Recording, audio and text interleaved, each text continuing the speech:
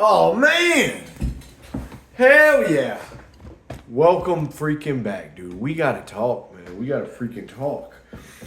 So my brothers and sisters were here. Well, my brother and sister were here this past week. That's probably why you haven't seen me. We watched some good movies. I was pleasantly surprised with the new movie Carry On Netflix. Now I recommended it. One of the guys in our group, and I recommended it, and he watched it. He said that movie's ass. And I felt a little bad because I really enjoyed that movie. And I don't like letting a high thumos brother down, you know? But I like that movie. It's on Netflix. And he said it was like written by an AI, which I can kind of see. But I really liked it, man. I thought it was good. You know, it reminded me of Terminal. Tom Hanks in Terminal running around the airport. This guy's running around the airport. Jason Bateman is playing this bad guy. And this guy's trying to defuse a bomb. I'm not going to spoil anything, but it was good. I liked it. I really enjoyed it. So that was good. My girl, man, dude, have you ever tried watching movies with your woman? Like when you first start dating, you invite a girl over and you're like, yeah, what's up, baby? I'm going to put this movie on. You're just sitting there watching the movie. She has no complaints. Once you get in a long-term relationship and your girl gets comfortable with the remote control. I mean, dude, come on. Really? You're going to play this right now? So sometimes you come in the house and some bullshit is playing. You're like, what are you watching? What is this? Or like, for instance, I'm trying to watch American Gangster. I'm trying to capture a little bit of the Scarface essence with another film. Because I just saw Scarface about a month ago. I'm like, what else is there? You know, American Gangster, Denzel, this is going to be good. And then your girl's like, no, I want to watch something else. So she's, women, I love them. They're beautiful. But man, they're like raccoons. Any shiny new object comes along, they don't care. They just want to see it. Not all of them, but some of them. And so you got to kind of, smack them around their vision, not physically. You gotta kind of smack them around like, baby, boom, boom, next. Don't put that on. Don't do that. Don't get cucked by Netflix. Don't watch too much Selling Sunset. Don't rot your brain. You gotta watch them, and they'll watch you too because we do a lot of dumb shit as well. But listen, I'm telling you, there's this damn Megan Fox movie. Megan Fox. Wow. She was nice in Transformers when she lifted that hood up. You see her little belly button. I mean, dude, Megan Fox looked good there, God bless Megan Fox and her stub thumbs. If you haven't seen it, now you know. Anyway, lovely lady, beautiful. Hopefully she's good to MGK. But I turn this movie on, or she turns this movie on. I'm just, okay, I'm going to let her have one. For every 3 movies, I give her one. Right? I think that's fair. I don't get involved with shows. Shows are a trap. Shows, too much filler, too much nonsense. I want to be in and out like a damn Navy SEAL with my movie. 90 minutes, in and out, leave. It's done. I enjoy myself. I got a story. I'm done. Okay? So she turns this on, and Megan Fox, looking pretty good, looking nice, is a robot for hire. And this guy goes and he says, okay, I want her. This guy, he brings home the robot, and the robot is supposed to serve him in the household. So she's bringing the kids dinner. The kids are crying. Oh, this isn't like mom's.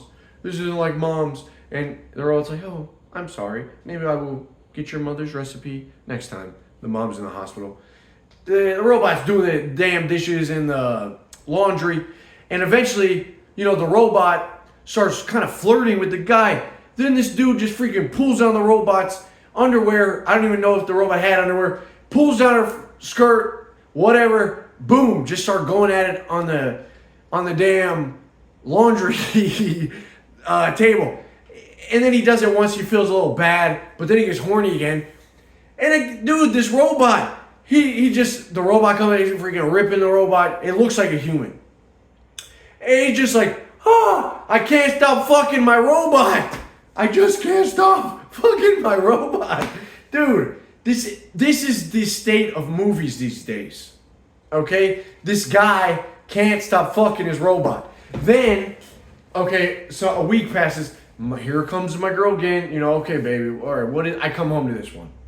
All right, I don't watch that many movies either, but sometimes, you know, I'm coming home from jiu-jitsu. My girl put on a movie. What are you watching now, hon?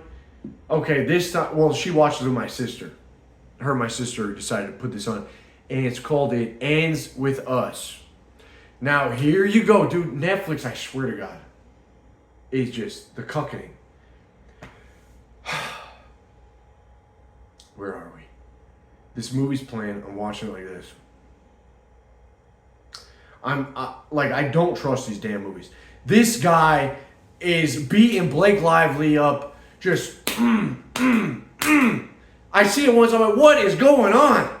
And then he comes up again, and Blake Lively's acting up, throws her to the ground, trying to force her against the will. I can't stop beating my wife. First the robot. Now you can't stop beating your wife. What is going on? I mean, this is crazy. This is just crazy. This guy can't stop beating his wife. She gets trauma. And this is the state of movies. And the women are watching this. And they're just getting all these, oh man. Good thing I was there to say, all right, babe, this is retarded. Because sometimes they need to hear that. So, I don't even know where I'm going with this. But there's a lot. I would watch Carry On. Carry On, a nice little Christmas film. Some good characters, takes place in an airport. Very enjoyable. Watch it. Maybe watch it with your girl. But I do not recommend those other two. So, dude, they're shutting down the hub. That was my original thing. They're shutting down the hub.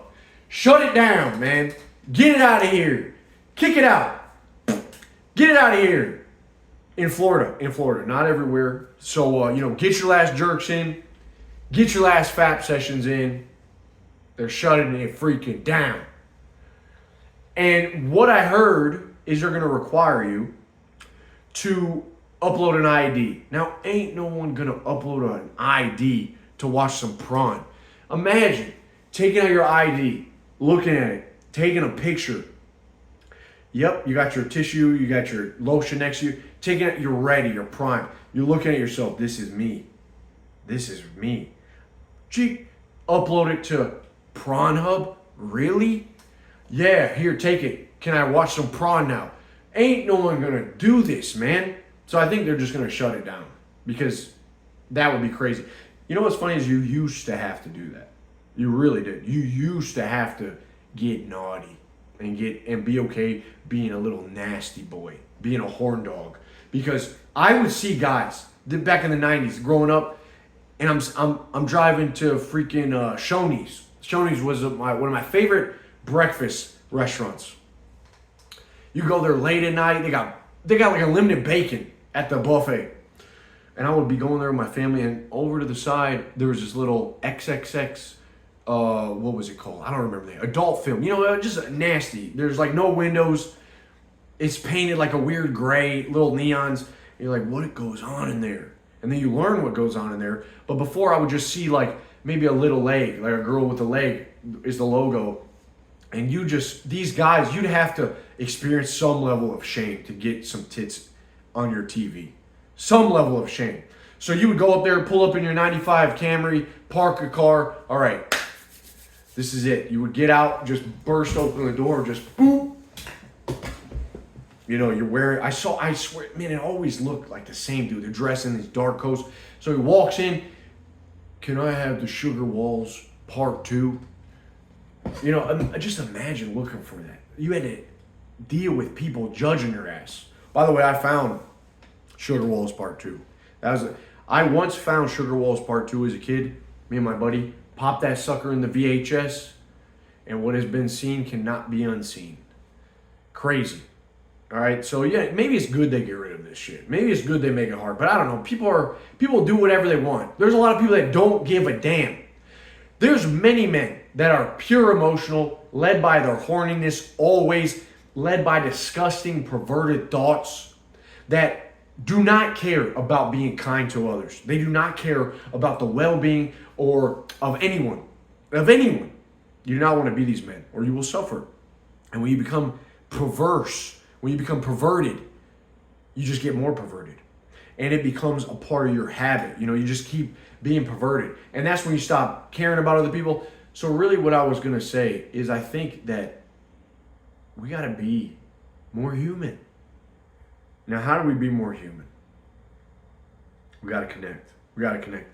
You know, go jerk off, man. Do whatever you want. I don't care about that. That's not what this message is about. I can tell you this. There's going to be a hell of a lot of... The ultimate no-fap strategy will be to move to Florida. There's going to be a lot of these real estate agents picking up the phone to a bunch of coomers talking about, hey, I need to move to Florida. Can I see this house? It's going to be an ultimate strategy. Just a bunch of coomers moving to Florida. A big old circle of people, these coomers living in Tampa. I was in Tampa. It's going to be Coomerville. Okay? Post-recovery addicts living there, trying to make their way out. I got out of there. I was born there. I'm glad I got out. You know, it's going to be something. Now that it took away people's little escape. People are going to have to get out there. People are going to be horny. People are going to be in Ybor City. Just like... freaking looking, you know, crazy in their eyes. Or they're going to go to the deep depths of the internet to find something. They're going to be on Telegram, you know, sending stuff. Okay, whatever. But I believe what is called for more than ever. Let's get serious for a moment. Guys, we got to freaking connect, man. Okay, we're human beings. How long? And I love asking this question to people. I love asking this question because I truly believe that if I was the last person, I said, what would you do if you're the last person on earth? What would you do? How long until you kill yourself? Or what would you do? How long, like really, like what are you going to do, man? For me, maybe a month until I put a bullet in my head. Just, and that's it. It's done. And let me just give you a little, like there's no humans. You're not like the guy in I Am Legend that gets to go out and send out a signal. Okay, maybe there's someone out there. You ever play Days Gone? Great underrated game, by the way. Days Gone, great underrated game. And you just kind of discover these camps. There's people out there. You know, life is worth living because there's potential for other human souls that you may find, that you may come across. But in this hellscape that I'm painting for you right now, there's no people, man. It's gone. For some reason, you're the last one. For some reason. How long until you put a bullet between your eyes? But I love asking this to people. Oh, I love being alone. It's the best thing. I would just go and I would steal a Ferrari and I would drive all around. Okay, I would do that too. That's why I said a month. You know, but how long until I'm driving 100 miles in the Ferrari, you know, 100 miles an hour, and I'm just like, I just want to smack into this freaking wall. You know, how long does it take until you just say enough is enough? Because how much of our time is spent being lonely and sad or filling that void with the internet, with the prawn, with games and shows and all this stuff that is human interaction and some form of human competition and community and camaraderie. But then now that's gone. Like how much really is out there for you to discover alone? So I love asking that question because I think people are bullshitting. Saying, oh, I would have a blast. No, you wouldn't, dude. No, you would not have a blast. You're going to go to the water park alone, butt ass naked, sliding down the slides. Like, what are you going to do? You can't even get out of, like, what are you going to do? Take a freaking ship across the Atlantic? No, man. So it's nonsense to think that life has a shit ton of meaning outside of other human beings. So if that's the case, then why are we so bad at connecting? Why are we so willing to be dickheads and just like not even try to connect and then have the audacity to come online and say, oh, the world's shit, the world's bad, people are mean and bad, and everything's, I just gotta go to my wage cage, I gotta slave, I'm a slave cell, I gotta, the world's against me. Dude, everything is your fault. The moment you start living like that, I think you're going to be better for it. It really is. You're going to be better for it.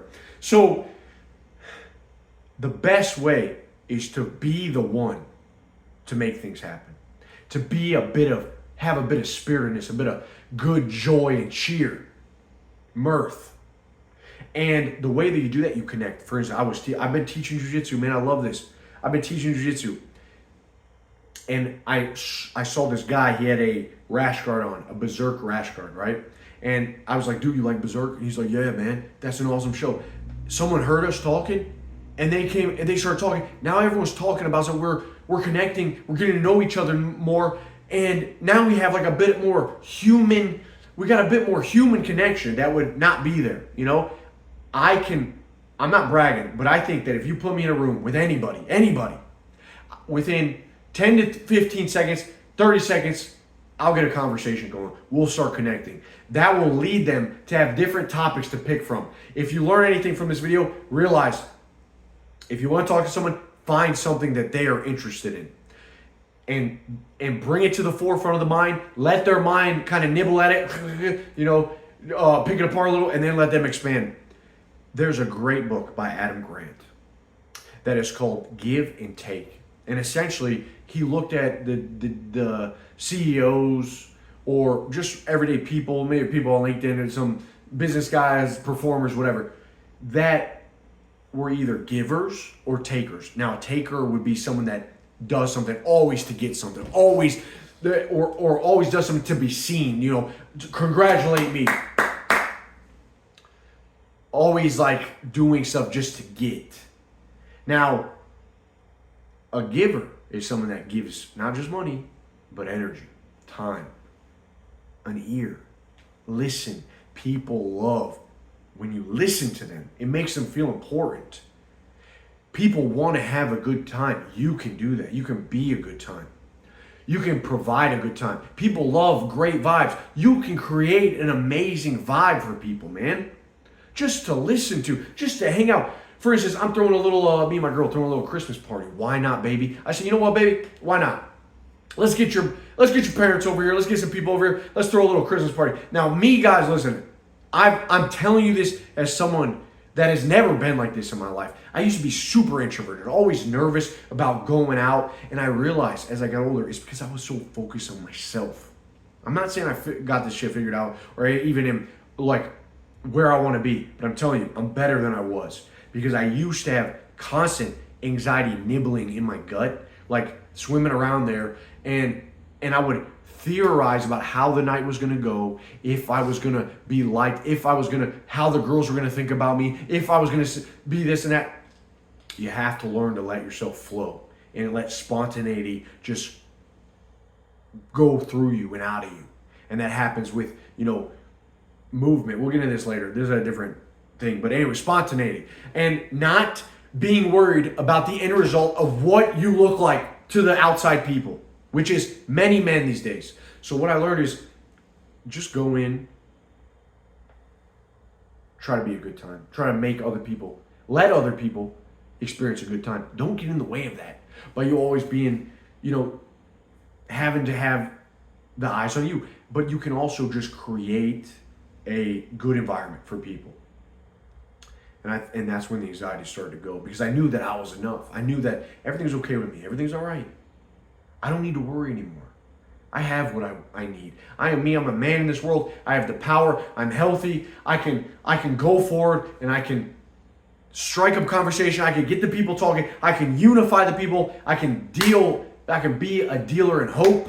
I can do those things. I'm okay. Let the other people experience. Let them have a bit of that texture to the memory. And that's what, again, with the Christmas thing. I was looking outside the other day, driving across this bridge. I saw the Christmas light. I'm like, wow, this is so beautiful. This is amazing. And I thought, man, I'm only going to have, if I'm lucky, like 50 more of these. Dude, I'm only going to see 50 more Christmas trees. You kidding me? If I'm lucky. Once a year. So why don't I try to make this one special? Why don't I try to make one of those, starting this year, a little more memorable? I started to think about this more. Like, man, that is, that's life. That's life. Bing, eureka. That's life. So creating that backdrop, being the texture to people's memories is big. And finding things that people are interested in talking about. And I really, it says in the Bible, like Jesus was a servant. You must become like a servant, it says. What's the verse? Maybe I'm messing this up. I get a little bamboozled sometimes with the verses. But it does say like the first shall be last and the last shall be first. Am I wrong or right? When you give, you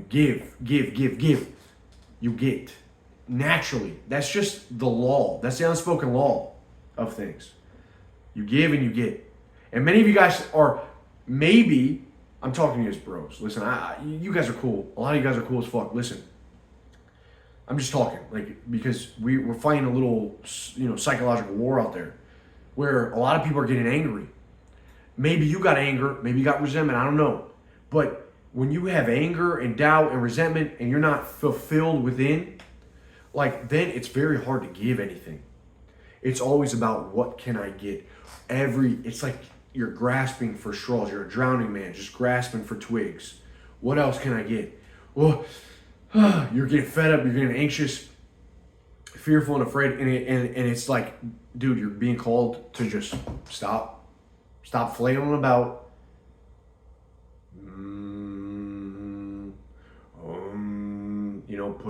Put it out there. You're fine. Everything's fine. Everything's going to be just fine. Think about the birds of the air. I believe it says in Matthew. Think about the birds of the air. Does your Father in heaven not care more about you than the birds of the air and the lilies in the damn lake? So you're worried about what you're going to clothe yourself with, what you're going to feed yourself with, how tomorrow's going to go? Why? Why even worry about that? Worry about today, because tomorrow will take care of itself, man. Worry about today. Tomorrow will care about itself. Tomorrow's got enough struggles. So do what you can today. Worry about today. Be good to the people in your life today. Be a leader. Be a dealer in hope. Be the man. Be high test. Be high thumos. I'm getting pumped because I know that this will change your life. These are the keys to the kingdom. I figured this out through trial and tribulation. I figured this out by observing my parents that were loved by the church and by my dad when he was at the flea markets, the people that loved him, Billy Bob, and I observed it. And the worst times of my life is when I'm always focused on myself. I'm always anxious. I go within. I start to hate myself. I start to have a lack everywhere. Not enough money, not enough this, not enough that, not enough that. Dude, no, enough is enough. It's time to push it out. Boom, baby. God bless you. All right. That's all I got. I'm hyped because, it's almost a new year. We've got a brand new challenge in the High Thumos Brotherhood. January 5th, our 3-month challenge. Okay, 3-month challenge. One of our biggest of the year transformation challenge. If you're not already in the group, get in the group. For you guys that are in the group, it's happening. Prepare yourself. We're going in. All right. I'd love to come talk with you. Come join us if you're not already. We got hundreds of dudes. We do meetups all around the globe. We just had one in Orlando. It was amazing. The guys over in New York just had one this past weekend. Man, blows my mind. Blows my freaking mind how many cool guys are out there that you can connect with, you can share stories and build memories with. All right? God bless you, man. Keep the Thumos up. I'll see you soon. Let me know if you need anything, too. If you, seriously, you want to hear maybe about something, maybe somebody I didn't touch on, leave me a comment down below. All right? Take care. Peace.